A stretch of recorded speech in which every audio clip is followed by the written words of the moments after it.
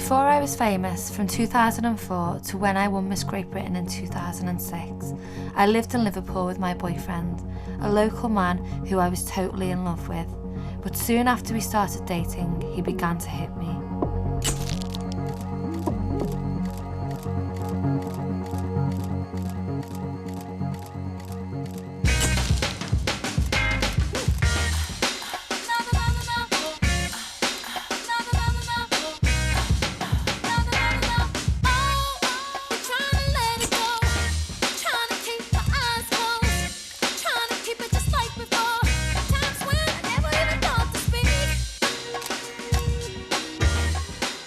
When I'm in front of the camera and I've got my makeup on and stuff, like, I'm just a totally different person to what I am at home.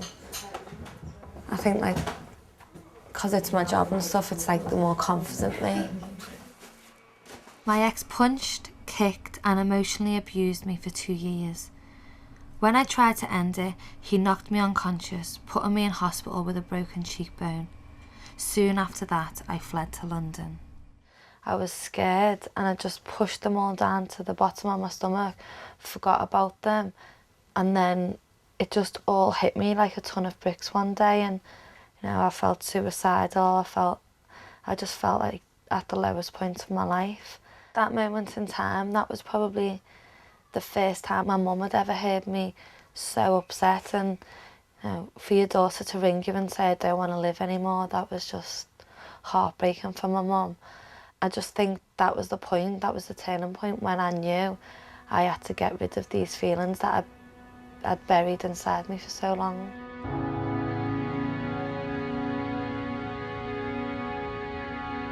At the time, I thought I was the only one this was happening to, but I wasn't.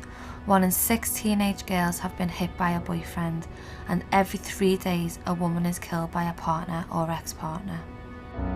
I'm also searching for answers to bigger questions. Why did this happen to me? Why do boyfriends become violent? And what are the solutions? I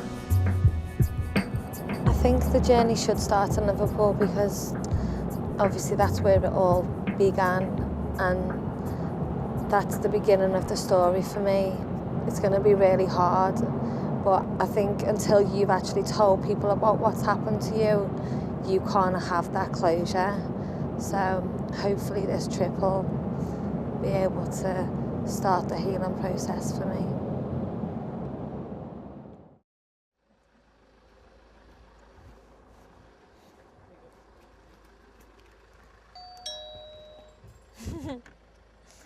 The dog. Hello, Oscar! Hello!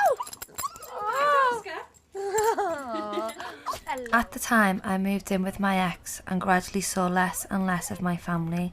I want to ask my mum what it was like for her as a parent to watch my relationship unfold. Oh, nice to be home. I hear this and I'm thinking to myself, no, this doesn't happen in our family, this happens in like somebody else's family. This is what I see on the telly or read in the paper, or you see it on Coronation Street or Emmerdale or something like that. You know, it doesn't happen in your family. Mum showed me an old photo taken after he put me in hospital. How do you feel now when you look at them? I don't really know.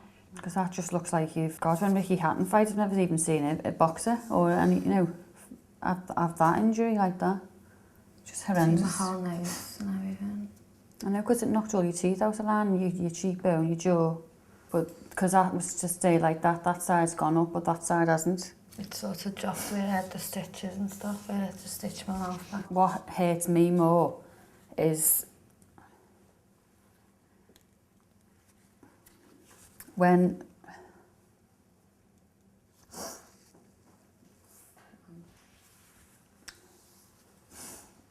you have a baby, when you have a baby yourself, you understand if they fall over in the playground and they cut their knee or something, they just want their mum. Come on. But all this time you were in pain, I couldn't help you. I couldn't hold you and say, it's going to be all right, so I'll protect you, because I couldn't. That's what hurts more, because I just wanted to put my arms around you and kiss you and say it's going to be okay. I feel as though I've let you down. You haven't let me down, Mum, come on. You never let me down.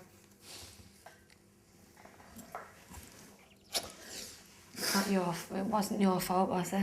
Yeah, but all the times you used to come home with bruises and I used to say, is that, how did you do that? And you'd make an excuse and you just used to lie constantly. It was just all a big, your whole life was a lie, wasn't it? That's because I thought I was in love. You love them, but you hate them. Yeah, it's a love-hate Yeah. thing. I think that's what's really hard for anybody to understand, isn't it? Well, I felt like I had nothing else in my life apart from him. Even though my mum and dad was there, I'd sort of pushed them to the side and he was my whole life. So I'd probably still be there now, wouldn't I? Or dead. Or dead. I think I'd actually probably be dead, actually.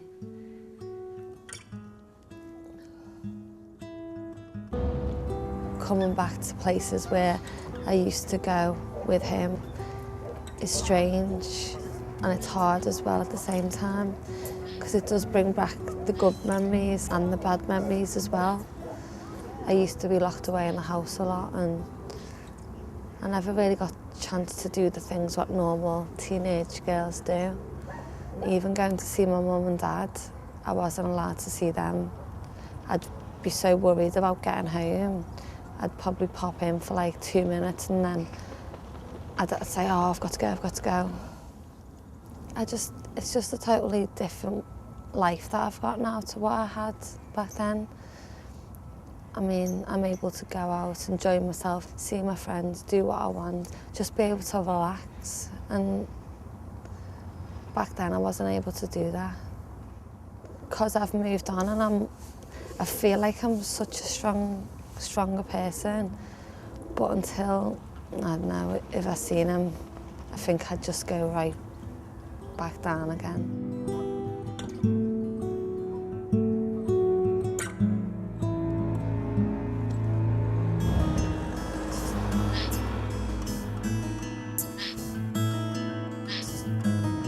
And this is the area where I used to live with him. We've just gone past my old house, my old apartment. And further, just down the road, we were looking at the pub where he came in and dragged me out by my head and battered me. It's upsetting me a little bit, maybe seeing all this, because seeing it and talking about it is two just totally different things.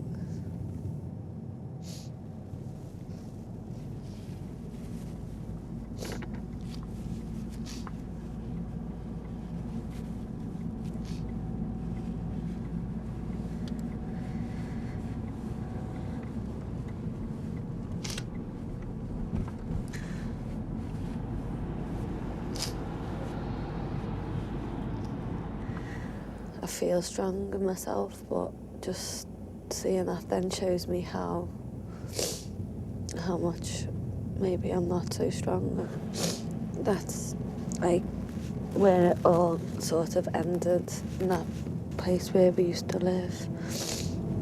Never ever went back there.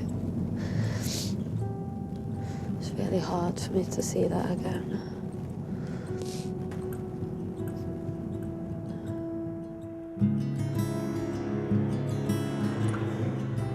Seeing the house where we used to live and where, like, obviously a lot of the abuse went on, that was just, like, a lot of shit happened in that house, a lot.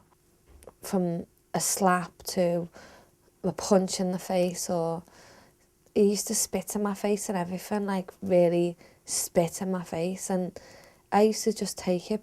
I used to cry. I used to go in the bedroom and cry my eyes out, and I don't even think he even knew.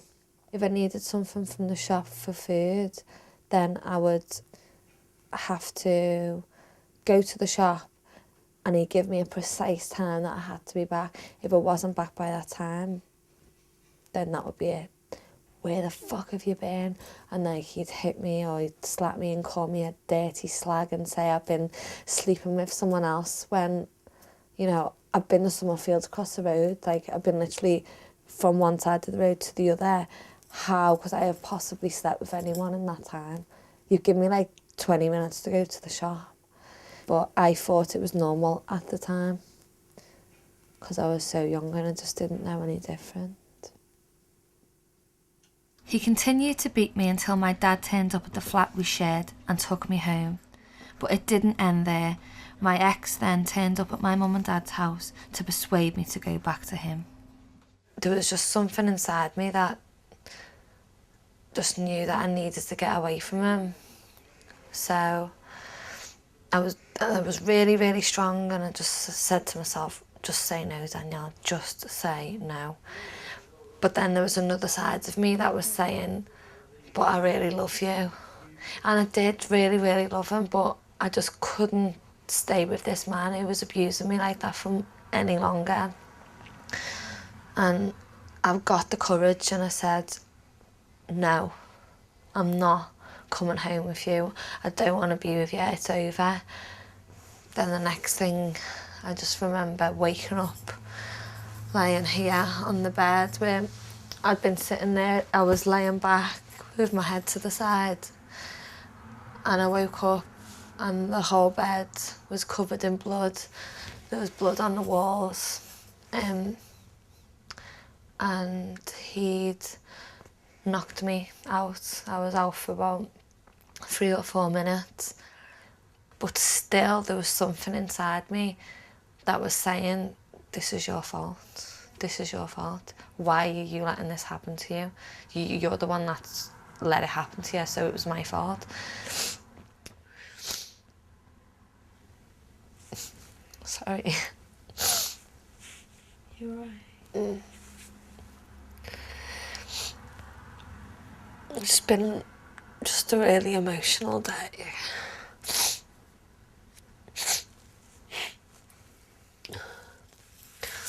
I mean, I've never been able to talk about it to anyone, and just the thought of everybody knowing about what happened to me, this is probably the hardest thing I've ever done in my life. I don't know, I can just feel, there's like just that part of me that just feels a little bit embarrassed that I let this happen to me. But at the same time, I need to be strong to let other girls know that they don't have to put up with this.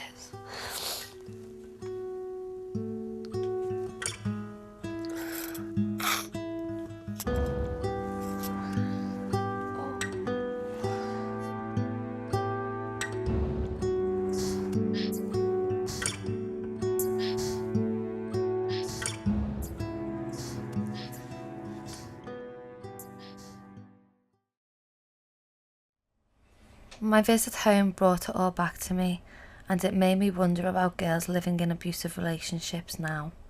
I'm going through my MySpace today. Obviously, I get a lot of emails off people about all different things, but I'm going to go through today and look at some which girls have sent me about domestic violence. I've got one, and she says, "Hi Danielle, hope you're okay.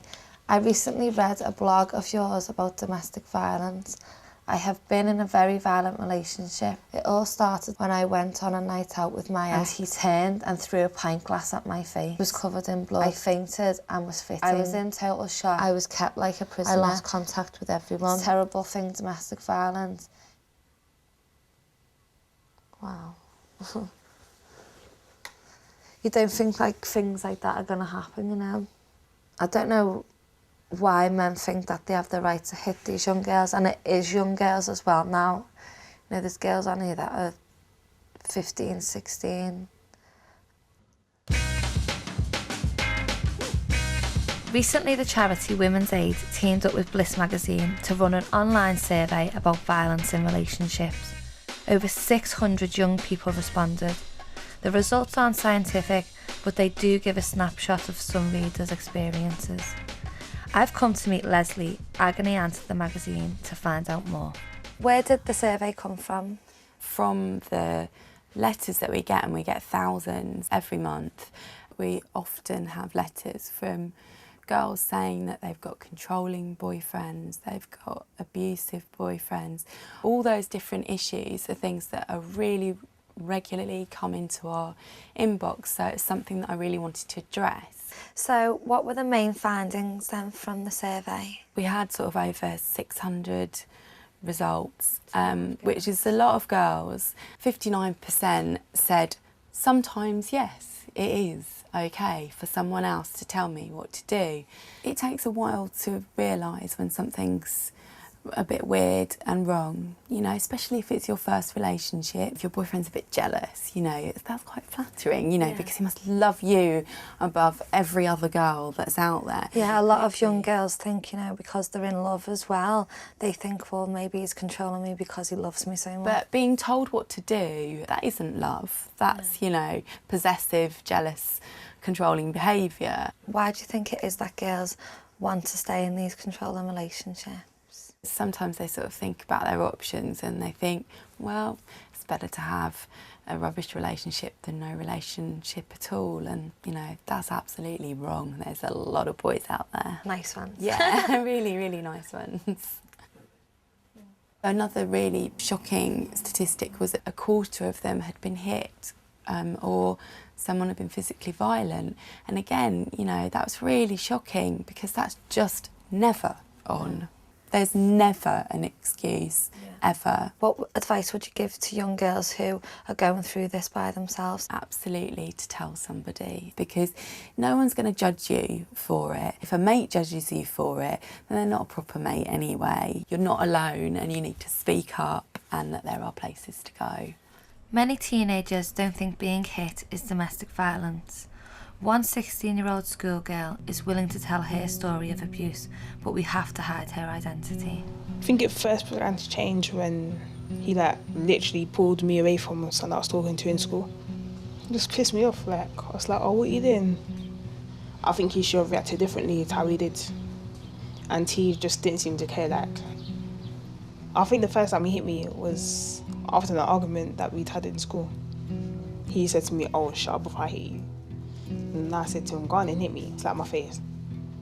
I was shocked, I couldn't believe it that he hit me. I've never had a boy hit me before. Well, not seriously anyway. So to me, it was all a big shock. It was like, I love you, I want to be with you, and all of that. I think I believed him, yeah, because I liked him, so I believed him. I wasn't frightened of him, but okay, yeah, I was actually getting a bit scared of him, because then whenever we used to argue, I would back down quicker than I usually would, because I thought, oh, he might hit me. I think the second time he hit me, we was having an argument. He was just holding me against the wall. Oh, why did you have to make me angry? And then he just hit me, randomly. Basically, he punched me. Just had loads of thoughts going through my head. Thought, how did I get myself into this situation? I didn't really want to be in a relationship with him, but I liked him too much to want to leave. I was in school outside the canteen and we just started arguing again. And so everyone was just there watching, all the teachers were there like, you two stop arguing, blah, blah, blah.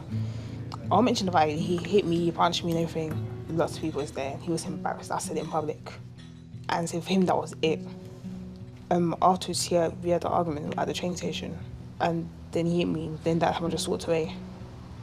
I think this time I was more annoyed than before, and then I rang my friend. She was surprised that he'd hit me and that I was still with him. Yeah, I think it was good. It was good that I told her, because if I didn't tell her, I would still be with him today. Yeah. And he probably would have got more violent as well, so I stopped talking to him, cut him out. It took me a couple months to get used to not being with him anymore. My heart would tell me to go back. My answers will probably tell me not to. I'm shocked that schoolgirls are being hit. 1 in 10 young men believe it's okay to hit a woman if she's being disrespectful, and many girls will make excuses for their boyfriend's behaviour. She's pushing my buttons. I deserved it. I'll do better. Who wears the fucking trousers? Who wears the fucking trousers in this house? She's asking She's asking for it. She's gonna fucking get it. How dare she make me feel like this? Who does she think she is? Who does she think she is? But I love him.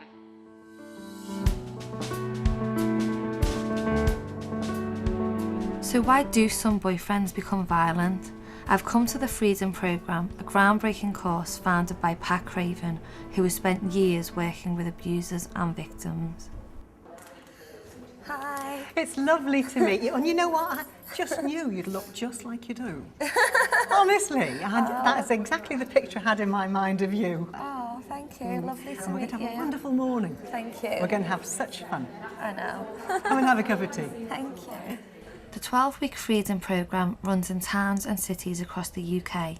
Today I'm joining a special training session for professionals working in the field of domestic violence. What we need is knowledge, because most of us are completely in the dark. We're sleepwalking towards disaster. It's one of our biggest social problems, and it's not acknowledged. In Britain, a woman is assaulted in her home every 6 seconds. Every 6 seconds. 1, 2, 3, 4, 5, 6. There goes another one. And statistically, every 3 days, one of us will be killed. Abusive men really understand women awfully well, and my job is to help us catch up. So we're all looking at something resembling the dominator. He is an abusive man. Instead of saying he uses intimidation, I say he turns into the bully. And the bully shouts, huffs and puffs, he slams things, he kicks walls, he glares, and he looks as though he's furious. The next one uses isolation. He's called the jailer. And the jailer stops us from working and seeing friends and charms our friends and family. He locks us in the house. Let's move on now to the liar. Now, the liar lies about everything, but mainly he lies about his abuse. The minimisation is achieved by using the only word. I only gave her a little strangle. I only broke a leg. The persuader is the one that when I've left the relationship or gone to a refuge, he's either on the phone or on my step, and there he is. He's weeping and wailing. He's promising never to do it again. I can't live without you. Look how much weight I've lost. I'm haggard, I'm not shaven, I've lost my job. Why do abusive men do this to us? They do it to keep us under control. Now, they don't need to use violence all the time because they have a whole spectrum of controlling behaviour that they do use to control us. The only time they use violence is when they think that isn't working.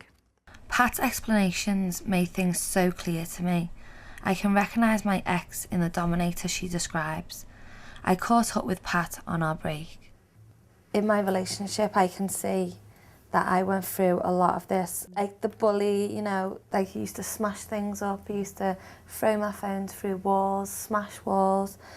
The jailer, he even made me stop seeing my own family, my friends. The head worker he did used to put me down a lot. Did he tell you were fat? Yeah. Yes, he would do, and look at you. Yeah. He made me wear, you know, tracksuits covered up. And when I did eventually leave him, he did try to persuade me to stay with him, bought me gifts, you know, cried at my front door.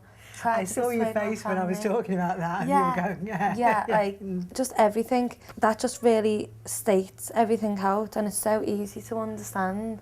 Why do you think it was okay for him to feel he could control me?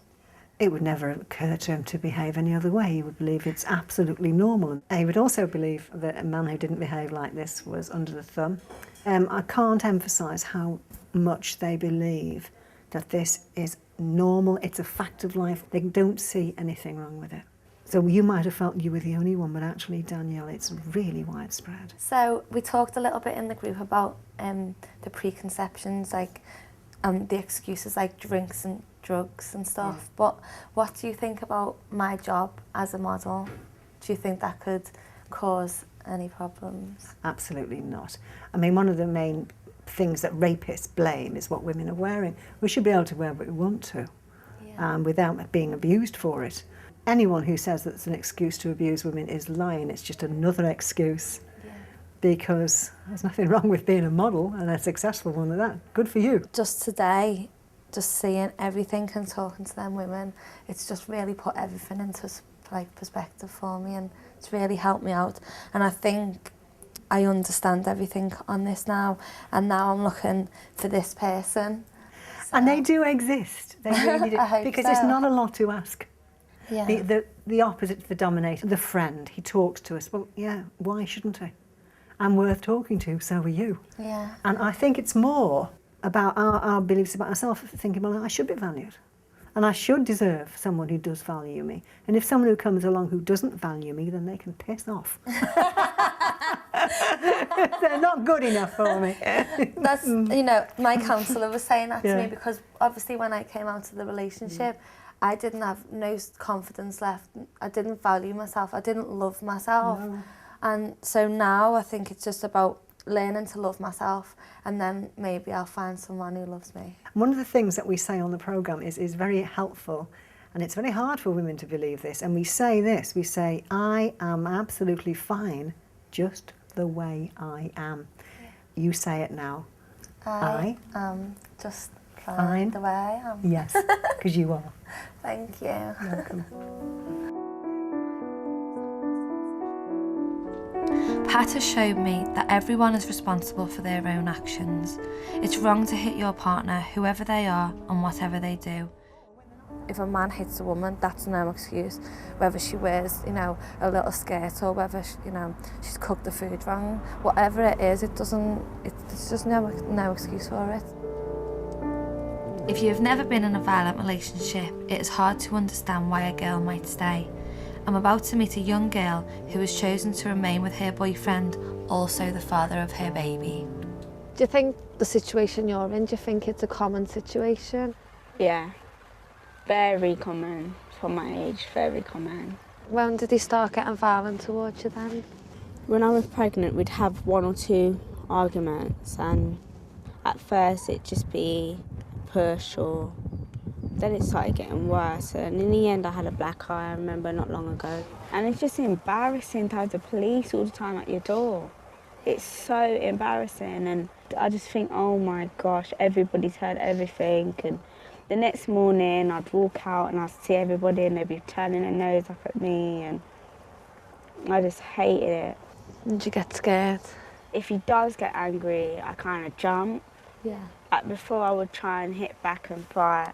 But now, I don't do anything at all, because I've realised that if I hit back, it will hurt.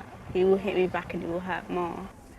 I just want to understand why you feel like you have to stay there, because if I was to give you advice, I'd be telling you to get out of there, but I know how hard it is as well, because I've been there. He's like a part of me. Like, even if we have an argument, I feel like he's a part of me. Yeah. Like, I don't see myself ever with anybody else. It's weird, but I don't. You get so used to somebody that you couldn't ever imagine being anywhere else apart from with them. Sometimes I just feel I need to get away. I just feel like packing my bags and going. Yeah.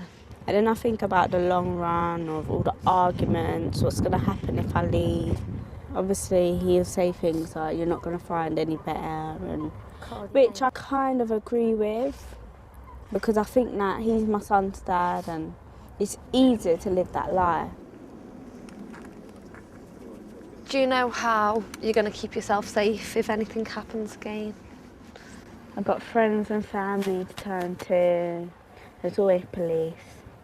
I keep money in my pocket just in case I need to get on a bus or catch a cab somewhere. But over the last 6 months, though, it has calmed down a little bit, would you say? It's calmed down a whole lot more. I think he's trying to change, but I know that it could happen again, I know. But I promised myself, if he did it again, I'd be out the door. I've already promised myself that, and hopefully... You're going to stick to your word? Yeah. Was it the light waves, so frightening? Was it a two wheels, when the mirror holding us steering now?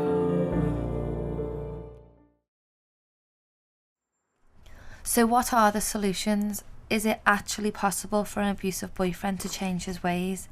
The Ministry of Justice has sent me to the National Probation Service to meet Jenny and Del, who run the Integrated Domestic Abuse Programme for men convicted of abusing their partners. So what is it that you actually do here in Nottingham? I would summarise it by saying the course is here to challenge male power. What I mean by that is the attitudes that a man is superior than a woman, attitudes that the woman has to do what the man says. A lot of men tend to not be very good at expressing themselves. If a man is trying to communicate with his partner, he may become violent, but he's trying to communicate something. And we're trying to looking at ways of how they can communicate the same thing in a non-violent manner. I have my own personal reasons why I think my ex was violent to me, but what other reasons do you have? Men we deal with are always minimising, denying and blaming anything or anyone else other than the fact this was their choice. And they'll say they were provoked, you know, she's always nagging, she knows what buttons to press. But we know we do tell them it's their choice to use abuse and violence. They say it's beyond me, but it's quite interesting when they hit their partners, it's not necessarily in the street in front of everybody, it's behind closed doors. It is not at a party and they're being violent, they'll take the person out and do that, and they're actually controlling the situation. But there are some, I do believe, go on the programme and when they leave they're better for it. 19-year-old Gareth recently completed the 9-month course, but rehabilitation is a long and difficult road, and he still struggles with many of his issues. I ended up abusing my girlfriend, hitting her. It started with arguments and just little arguments turning into big arguments about past and people, and she was talking to lads. I had a jealousy issue, a jealousy problem with her talking to other lads and ignoring me. With the problems I've got, I ended up hitting her, once to her ear and once to the side of her cheek. I thought, what have I done? What has possessed me to lash out like that? Once we've done it, we feel so devastated inside ourselves as to like, why have I hurt the one I've loved? Why have I hurt the closest person to me? I could lose her. Being put on the programme, I thought, well, this is not for me. It was a once-off mistake. It weren't going to happen again. The longer it went on, the more I realised it's a choice in your own life that you make. You don't let nobody make them choices for you. I never heard much about domestic violence before I'd actually committed the offence I'd done myself. And it just seemed to become a big thing. I just seemed to see it everywhere. It was on shop windows, it was on the news, it was in the police station, it was just everywhere I seemed to turn. I seen it and it was just making me feel so bad inside myself in what I'd done. I still have thoughts of jealousy now and again. I'll never say I'll never be perfect. I'll never be 100%. At the end of the day, that's when it comes down to choices. No matter what a woman does to you, you still never ever have the right to raise your hand or abuse them in any way.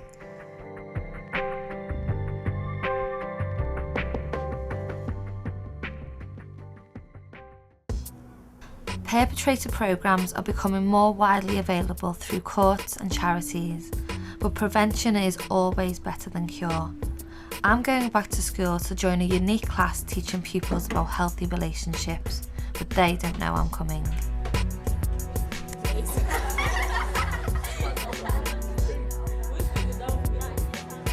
I'm really nervous.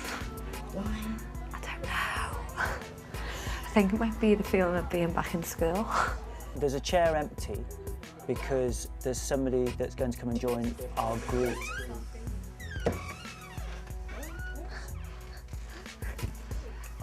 This is Danny. Hi.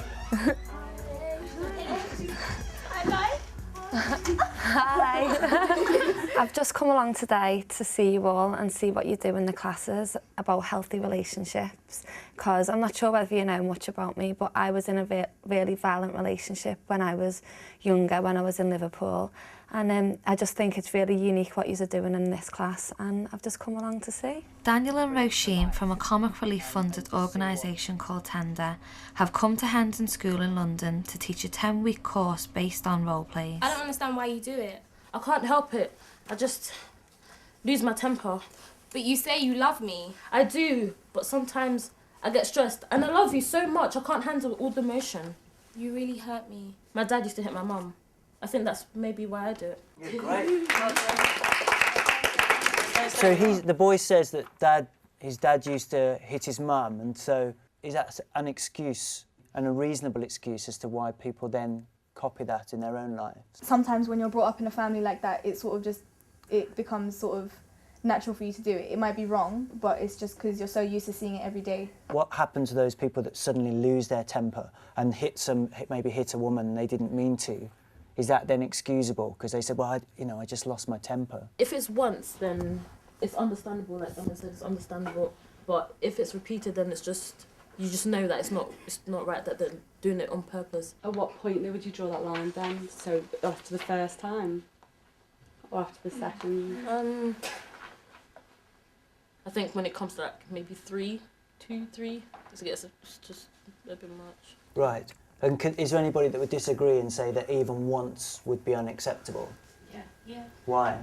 Because I think everyone has to learn to control their emotions, whatever it is. I mean, if you get to the point where you're so angry that you feel like you're going to hit the other person, then you need to have the control inside yourself and the discipline inside yourself to walk away rather than hitting anyone. I don't think it's acceptable even once to just hit someone like that. We've got 3 different scenarios I'd like you to try and imagine.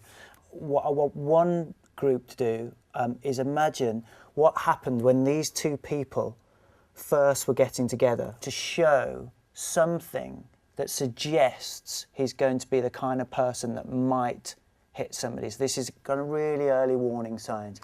Hi. Oh, yeah, definitely. I'll definitely come. Yeah. Okay, see you later, babes. Bye. Who's that? Oh, just Danielle.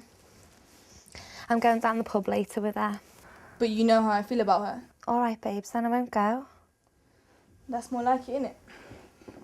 I want another group to imagine this relationship the second time he hits you. Get the kids and take them. Look, you're doing it again. Doing what? You're nagging me again. Nagging it. It wouldn't kill you to clean up.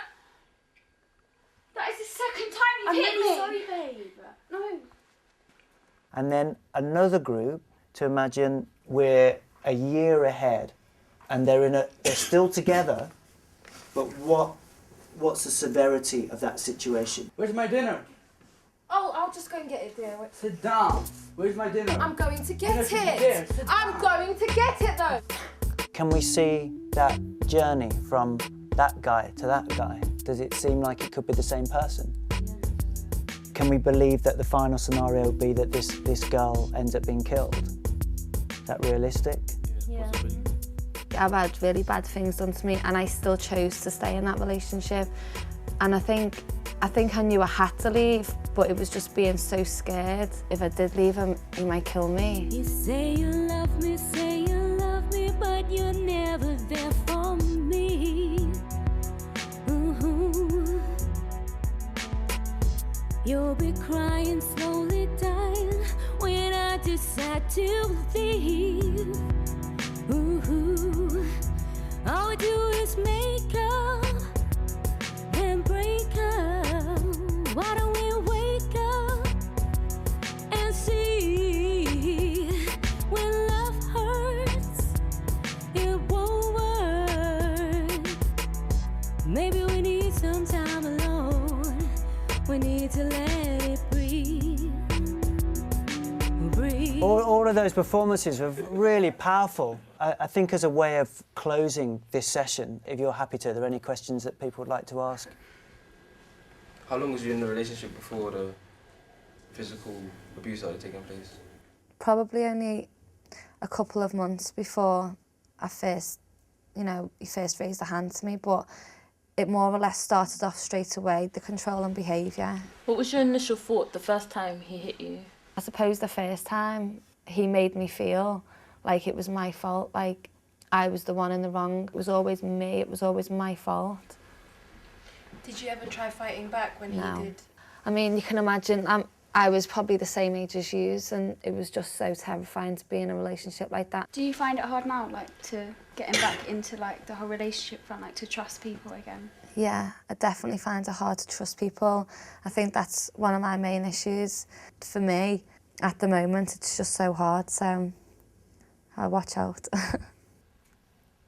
Great. Well, I'd like to thank all of you for investing so much of your thoughts and talents into what you've done, and for accepting Danielle and making a part of today's group.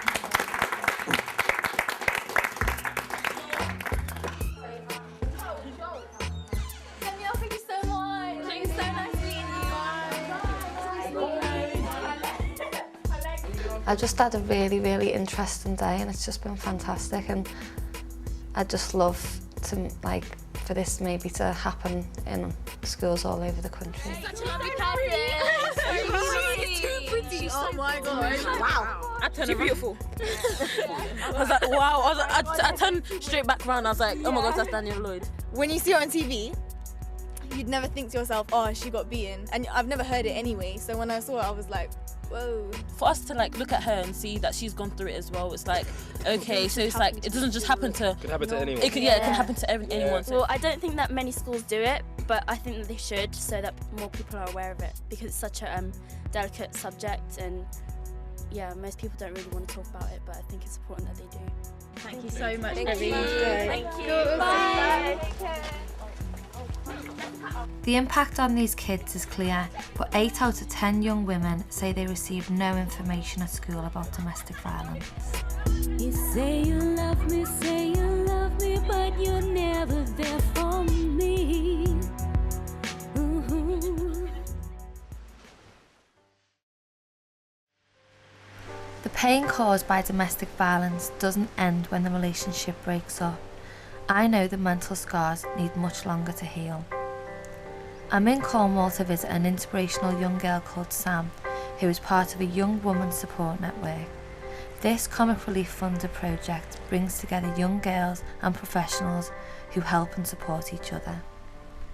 I am really looking forward to today, especially being able to meet Sam, because she's sort of been through the same stuff as me, and we're of similar ages as well, so I think today's going to be really helpful to me, and hopefully it'll be helpful for her too.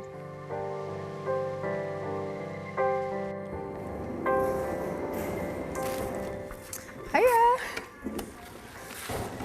Hiya, I'm Sam. Nice to meet nice you, to Sam. meet you. Okay. Yeah, good, thanks you. Yeah. This is our art workshop which we're doing today. These are some of the young women from the Young Women's Support Network. We're doing a piece of artwork today as a group based around a poem. People have just chosen different verbs from that poem and are creating sort of artwork around each verb. So, brilliant. This is Laura. Hi, nice to meet Laura. And she's doing the word spat, and she's just doing different collages and things like that. So she's Very a clever creative. girl. Yeah.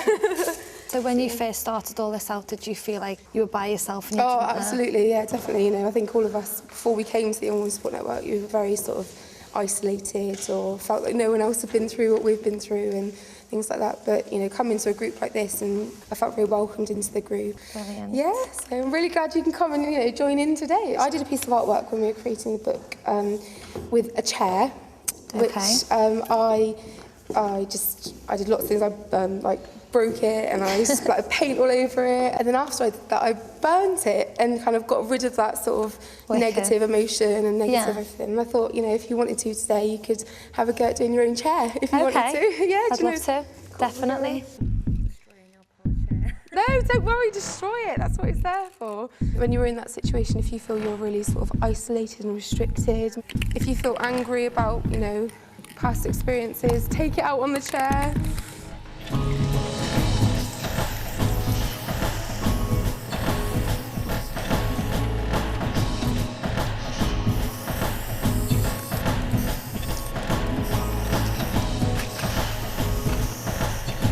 Brilliant, I'm liking it, it looks good.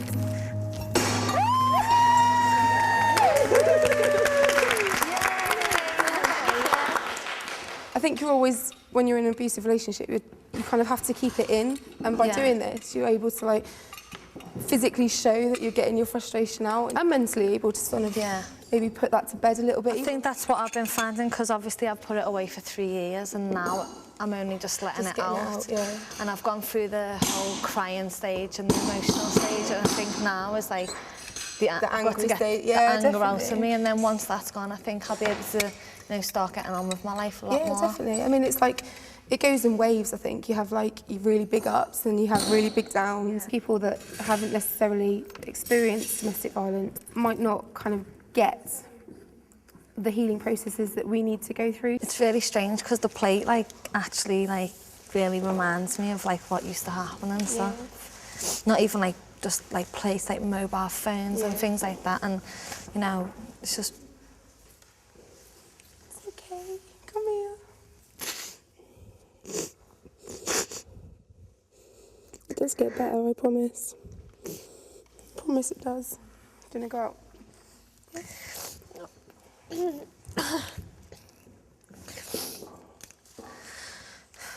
It looks really good.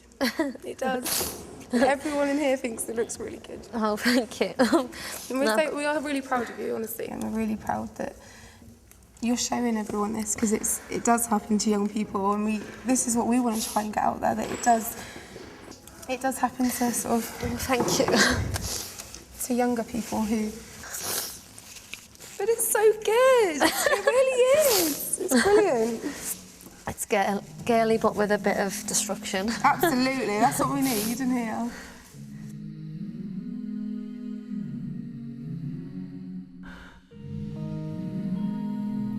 The artwork the group has been working on represents the range of abuse that 1 in 4 women in the UK live through.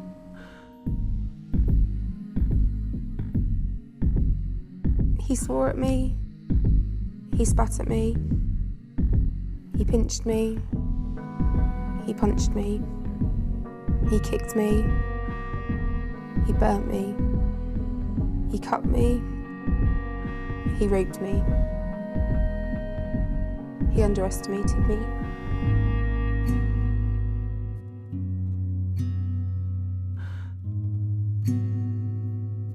Before I got with my ex-partner, I was adamant that I would never let sort of a man have any control over me or ever hit me, or, you know, any man that did that, I would, you know, I wouldn't let it happen, so. Sam met her ex-partner on holiday and moved in with him shortly afterwards. The controlling behaviour began within months and the violence quickly followed.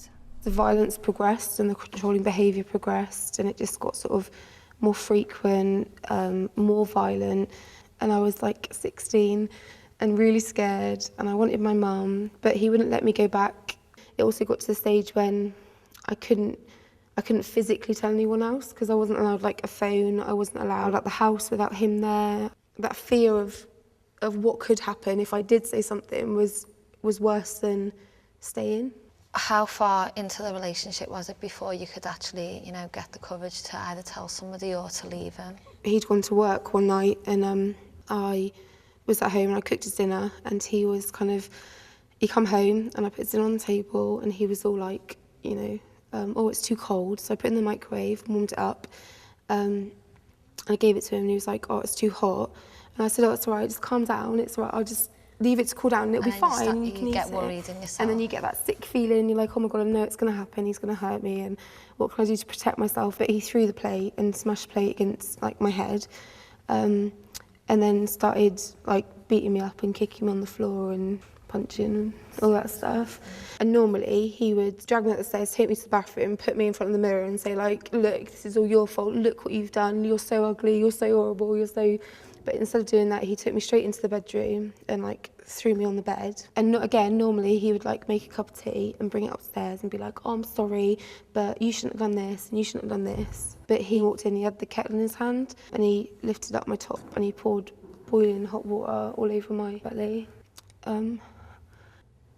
He just said, like, just stay there because, you know, you're useless and horrible. And he gave me a bucket to, like, go to the toilet in. And he locked me in that bedroom for 3 days. Sam went on to tell me more of her horrific story. She never pressed charges for the abuse she suffered, but she successfully obtained a court order against her abuser. I'm really sorry. That just makes me feel absolutely sick that that's happened to you.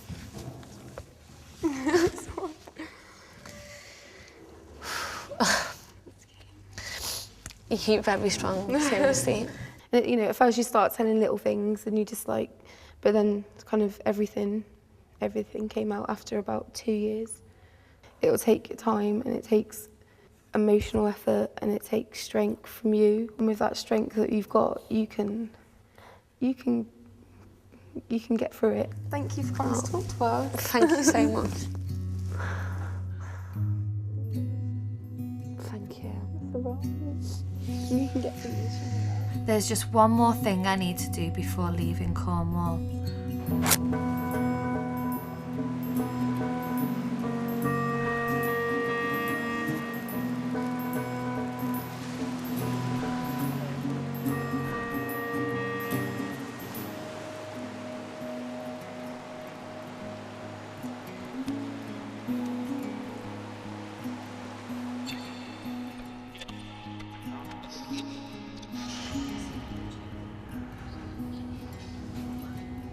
Now that I've got help, I'd like to help other people. I just think domestic violence is just brushed under the carpet. There's not enough people who know about it. We can actually come out and talk about this, and by talking about it, then maybe we might be able to solve it. But until people do talk about it, then we'll never know.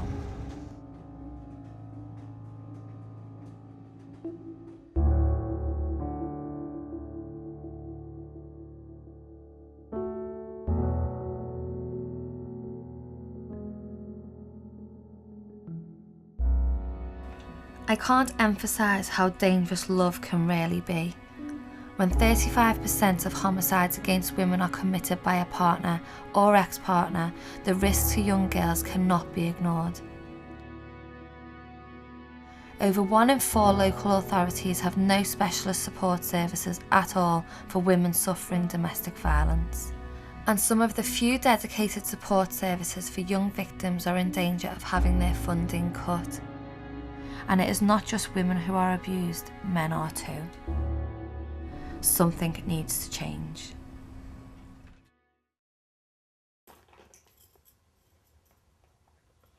I've been contacted by many survivors who want to stop this violence happening to anyone else, and so do I. Today we're going to go and put up a campaign poster in the middle of Tottenham Court Road, which is right in the heart of the West End. Even if you just help that one person today, it would be great. I've definitely changed as a person. I've been able to grow up a lot more and not only just understand other people's situations, understand what happened to me as well. My eyes are like sparkly now, whereas before it was always like I had something behind my eyes, like I was sad. I feel like I haven't got that weight inside my stomach, like keeping me down anymore. I feel free.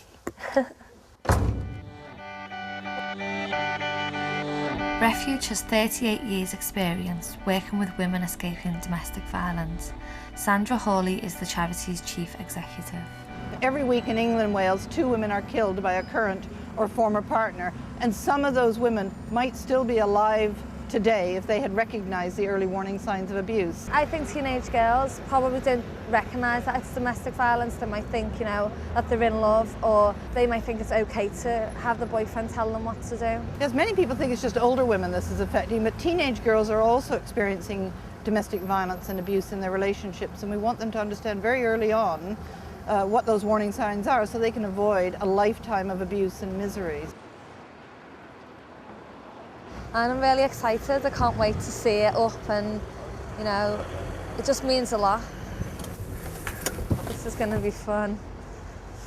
Danielle, hard at work. Hi Danielle. Nice to meet you. Thanks for meeting us and helping us to do the poster today. Thanks for helping me.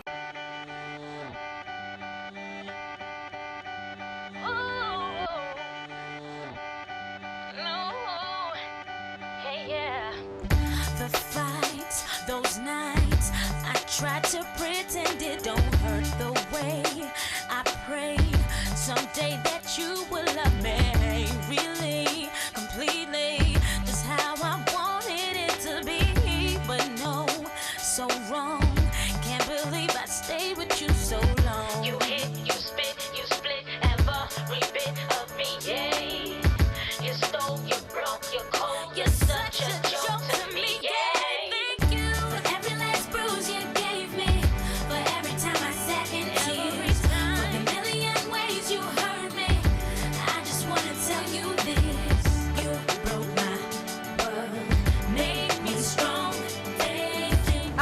here today putting this poster up behind us, and I'm just asking today, what do young girls know about domestic violence? I'd say we don't know that much, actually. No, I don't think it's spoken about a lot. I've just put up this poster today. It's about domestic violence, and I was just wondering, do you know anything about domestic violence? Where I've come from, don't hear about it at all. Not much, no. Don't really learn very much. If you were in a relationship, would you know what to look for? No, I wouldn't know. No. Control and behaviour, possessiveness, telling you what to do all the time. Would you think if you've seen that, if you were in a relationship, would you get out straight away, or? I'd like to think I would, yeah. I'd like to think I would, yeah. But at the time, you never know. Do you think this poster today will help any women? I hope so, I really do, and I think the more you kind of put this in people's faces, that's the only way you're going to get it out there. It looks fantastic, it really does.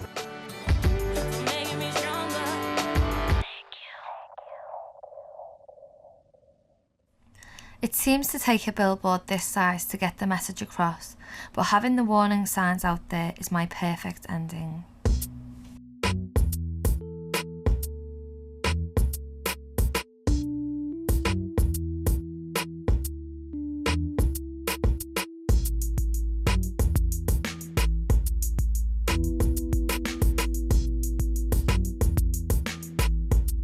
Comic Relief funds projects across the UK, helping young women like those I've met in this film.